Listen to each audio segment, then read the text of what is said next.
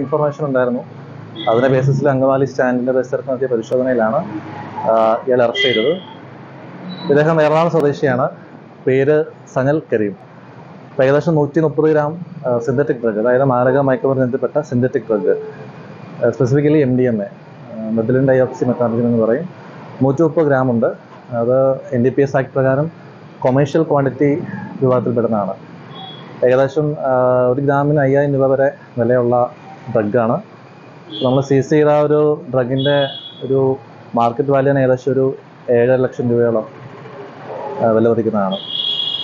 ഇദ്ദേഹം ബാംഗ്ലൂർ ബേസ് ചെയ്ത് അവിടെ എന്തോ ഒരു ടെക്സ്റ്റൈൽ ബിസിനസ് ചെയ്യുന്ന വ്യക്തിയാണെന്നാണ് പറഞ്ഞത്. അപ്പം അതിന് മറവിൽ ഡ്രഗ്സിൻ്റെ ഡീലിങ്സ് ഉണ്ടായിരുന്നു. അപ്പം അങ്ങനെ നമുക്ക് കിട്ടിയൊരു ഇൻഫർമേഷൻ ബേസിസിൽ ഞങ്ങൾ ആളെ നിരീക്ഷിക്കുന്നുണ്ടായിരുന്നു.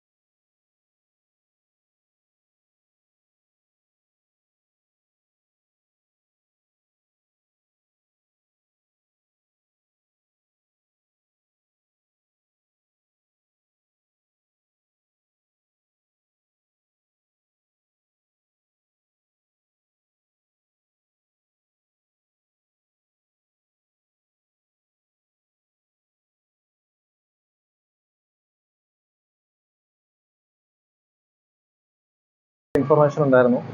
അതിന്റെ ബേസിസിൽ അങ്കമാലി സ്റ്റാൻഡിന്റെ പരിസരത്ത് നടത്തിയ പരിശോധനയിലാണ് ഇയാൾ അറസ്റ്റ് ചെയ്തത്. ഇദ്ദേഹം എറണാകുളം സ്വദേശിയാണ്. പേര് സനൽ കരീം. ഏകദേശം 130 ഗ്രാം സിന്തറ്റിക് ഡ്രഗ്, അതായത് മാരക മയക്കുമരുന്നിൽപ്പെട്ട synthetic drug, specifically MDMA, methylenedioxymethamphetamine എന്ന് പറയും, 130 ഗ്രാം ഉണ്ട്. അത് NDPS ആക്ട് പ്രകാരം കൊമേഴ്ഷ്യൽ ക്വാണ്ടിറ്റി വിഭാഗത്തിൽപ്പെടുന്നതാണ്. ഏകദേശം 1 ഗ്രാമിന് 5000 രൂപ വരെ വിലയുള്ള ഡ്രഗാണ്. നമ്മൾ സീസ് ചെയ്ത ഒരു ഡ്രഗിൻ്റെ ഒരു മാർക്കറ്റ് വാല്യൂന് ഏകദേശം ഒരു 7.5 ലക്ഷം രൂപയോളം വില പതിക്കുന്നതാണ്.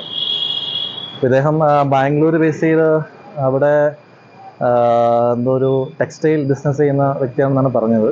അപ്പം അതിന് മറവിൽ ഡ്രഗ്സിൻ്റെ ഡീലിങ്സ് ഉണ്ടായിരുന്നു. അപ്പം അങ്ങനെ നമുക്ക് കിട്ടിയൊരു ഇൻഫർമേഷൻ ബേസിസിൽ ഞങ്ങൾ ആളെ നിരീക്ഷിക്കുന്നുണ്ടായിരുന്നു.